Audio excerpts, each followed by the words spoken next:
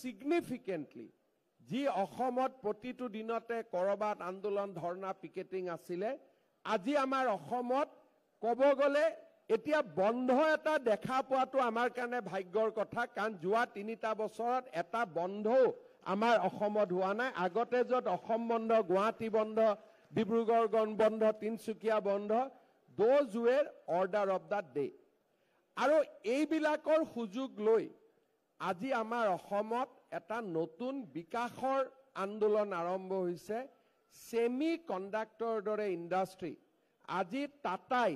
ইণ্ডিয়াৰ গোটেই বিলাক ষ্টেটৰ ভিতৰত Tata has chosen Assam as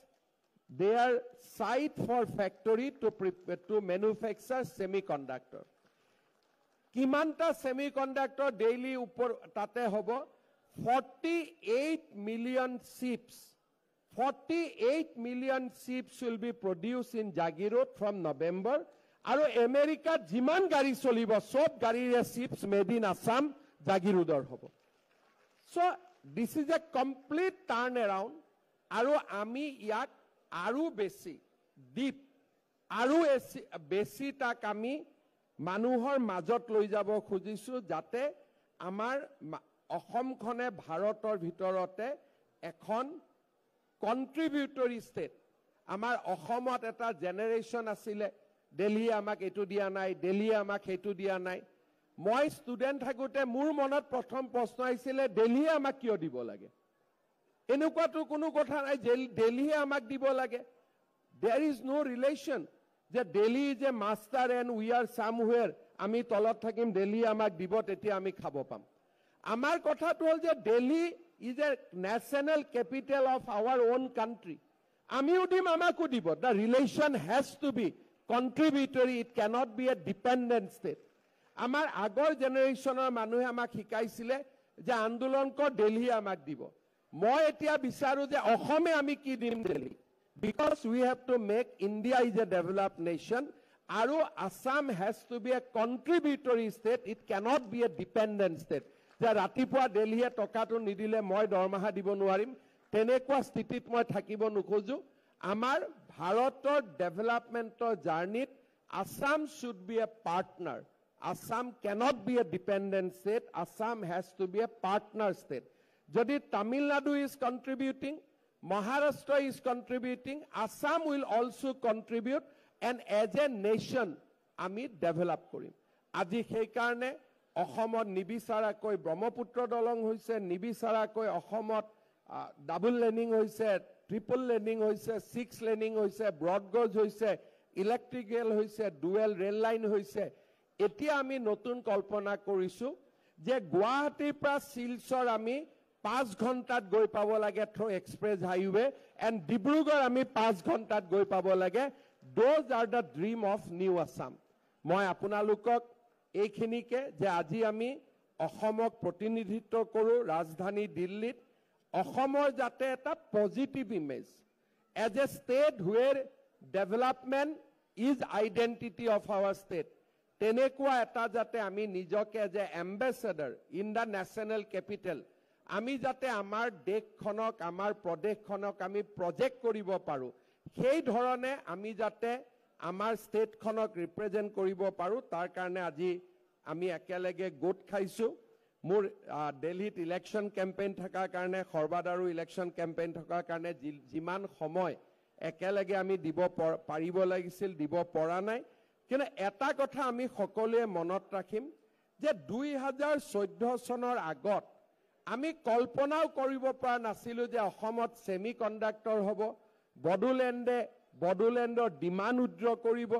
10,000 লৰা ছোৱালী একেলগে বিহু নাচিব এতিয়া জুমুৰ নাচিব সমাহ পিছত বাগৰুম্বা নাচিব অসমত সেমি কণ্ডাক্টৰ হ'ব ব্ৰহ্মপুত্ৰৰ ওপৰত 6-7খনকৈ ব্ৰিজ হ'ব আমি কল্পনাও কৰা নাছিলো এই গুটেইবোৰ এজন মানুহৰ প্ৰেৰণাত প্ৰধানমন্ত্ৰী নৰেন্দ্ৰ মোদীৰ প্ৰেৰণাত আজি আমি সকলোৱে দেখা পাইছো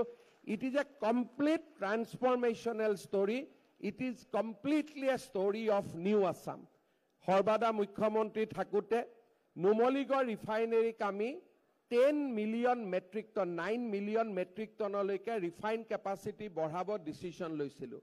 কিন্তু অসমত তেলে নাই 3 মিলিয়ন মেট্ৰিক টন চলাবৰ কাৰণেও নুমলীগড় ডাজন্ট হেভ ক্ৰুড ক'ৰ পৰা আমি ক্ৰুড পাম ইমান দিনে কথা আছিল যে অসমে ভাৰতক তেল দিয়ে প্ৰধানমন্ত্ৰী ডাঙৰীয়াক আমি লগ পাইছিলোঁ যে আমাৰতো তেল নাই কিন্তু নুমলীগড় বচাব লাগে আমাক 9 মিলিয়ন মেট্ৰিক টনলৈকে নিব লাগে মোদীজী আমাক ক'লে যে পাৰাদ্বীপৰ পৰা মই লাইন এটা বনাই দিম যাতে বিদেশৰ আৰবৰ ৰাছিয়াৰ তেল পাৰাদ্বীপৰ পাইপলাইনেদি নুমলীগড়ত যাব পাৰে and in this year we are going to commission new Numaligarh refinery with 9 million metric ton but they will not refine petrol and diesel produced in Assam they will refine crude which will take through a pipeline from Paradip to Numaligarh আৰু অকল pipeline ডালতে Modi চৰকাৰে মোদী গভৰ্ণমেণ্টে 6000 কোটি টকা খৰচ কৰিছে 6000 crore আৰু অকল ক্ৰুডৰ pipeline বনোৱা নাই গেছৰো পাইপলাইন বনাইছে যাতে অসমত ঘৰে ঘৰে আমি সিটি গেছ দিব পাৰো আমাৰ গেছ নাই আমি আজি পাৰাদ্বীপৰ পৰা গেছ লাইন বহুৱাইছো আমি অসমত গেছ আমি দিয়া আৰম্ভ কৰিম বৰাক ভেলী অসম বা ব্ৰহ্মপুত্ৰ ভেলী সকলোতে এসময়ত অসমত আন্দোলন হৈছিল যে বাৰাউনীত আমি তেল নিদিও আজিতো তেল দিয়াৰ কথা বাদ দিম we are getting oil from সি অৰ্থাৎ ৰাছিয়া বা আৰবৰ পৰা সাগৰেদি জাহাজেদি তেল আহিব সেই তেল পাইপলাইনেদি আমি পাম্প কৰি পেলাই নুমলীগড় লৈ যাম আমাৰ যিসকলে অইল ইণ্ডিয়াত ইয়াত কাম কৰে বা যিসকলে আইঅ'চিত কাম কৰে দে নোজ মোৰ দেন মি মই যিমান এক্সপ্লেইন কৰিব পাৰিম তেওঁলোকে তাতকৈ বেছি এক্সপ্লেইন কৰিব পাৰিব Now we are taking up যে বঙাইগাঁও ৰিফাইনেৰী এক্সপানশ্যন হ'ব লাগে 5 মিলিয়ন মেট্ৰিক টনলৈকে আকৌ মোদীজীকে কৈছো আৰু অলপ পাইপডাল ডাঙৰ কৰি দিয়ক যাতে আমি আৰু তেল আনি বঙাইগাঁৱত আমি ৰিফাইন কৰিব পাৰো সব প্ৰধানমন্ত্ৰী ডাঙৰীয়াই আমাক বহুত ডাঙৰ এটা পৰিৱৰ্তনৰ ফালে লৈ গ'ল 24 তাৰিখে প্ৰধানমন্ত্ৰী ডাঙৰীয়া গুৱাহাটীত আহিব 12000 ছোৱালী একেলগে জুমুৰ নাচিব because this is the 200 years of Assam's tea আৰু যিসকলে চাহ বনায় তেওঁলোকক ইগনোৰ কৰি আমিতো চাহৰ মনোপলি ললে নহব ultimately those people who produce tea for Assam and enhance the brand name of Assam so in order to celebrate their culture which is the part of composite Assamese culture আমি 24 তাৰিখে গধূলি 12000 ছোৱালীৰে আমি জুমুৰ নৃত্য প্ৰদৰ্শন কৰিম আৰু এই বছৰৰ এণ্ডত একে 12000 ছোৱালীৰে আমি বাগৰুম্বা প্ৰদৰ্শন কৰাম ইট ইজ এ আমি অসমক এটা সকলো জাতি জনগোষ্ঠীয়ে নিজৰ বুলি অনুভৱ কৰিব পৰা আমি এটা কম্পোজিট কালচাৰলৈকে ৰূপান্তৰ কৰিব খুজিছো আজি তেজপুৰত নতুনকৈ ৰাজভৱন ডিব্ৰুগড়ত বিধানসভা শিলচৰত সেক্ৰেটাৰিয়েট আমি এটা ফিল কৰাব খুজিছো মানুহক যে this Assam belongs to all of us কোনো এটা জাতি নহয় কোনো এটা সমাজৰ নহয় কোনো এখন চহৰৰ নহয় this Assam is belongs to us দিল্লীতো মই চেষ্টা কৰি আছো যে আমাৰ এটা কালচাৰেল কমপ্লেক্স এটা হ'ব লাগে নামঘৰ হ'ব লাগে আমাৰ এটা পৰিচয় পাব লাগে আপোনালোকে জানি ভাল পাব যে দিল্লীৰ দাৰিকাত আমি দিল্লীৰ চৰকাৰে লেফটেনেণ্ট গভৰ্ণৰ ডাঙৰীয়াই আমাক প্ৰায় 3 একৰৰ মাটি এডোখৰ দিছে কিন্তু তাত অলপ ৰেষ্ট্ৰিকশ্যন এইটোৱে আছে যে ভৱন বনাব পাৰি নামঘৰ বনাব নোৱাৰি কিন্তু আমি তাক বদলাই পেলাই যে ভৱনে নামঘৰে বা আন কালচাৰেল কৰিব পৰা গোটেইখিনি থাকক তাৰ কাৰণে পাৰমিশ্যন ল'বৰ কাৰণে মই ট্ৰাই কৰি আছো and I am sure it will happen নোহোৱাৰ কোনো কথা নাই আমি সকলোৱে অসমৰ মানুহৰ এটা কালেক্টিভ একেলগে বহিব পৰা জায়গা এটা আমি দিল্লীত বনাব খুজিছো আমাৰ দিল্লীত অসম ভৱন এটা হৈ আছে সেইটো ষ্টুডেণ্টৰ কাৰণে হ'ব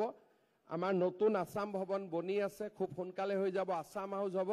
বাট দ্য ফৰ্থ প্লেচ যাতে দিল্লীত থকা অসমীয়া মানুহ আমি মানুহৰ লগতে অসমীয়া মানুহখিনিও যাতে এটা জায়গাত লগ হৈ গোট খাব পাৰো তেনেকে ধৰণে আমি সেই জায়গাটো বনাব খুজি আছো আৰু মই ভাবো যে এই বছৰ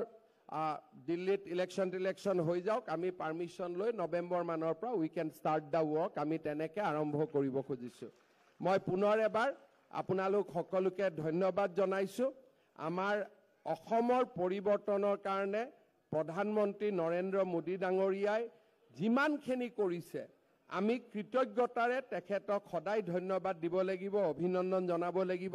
আৰু মই আশা কৰোঁ যে এটা পজিটিভ স্পিৰিট লৈ আমি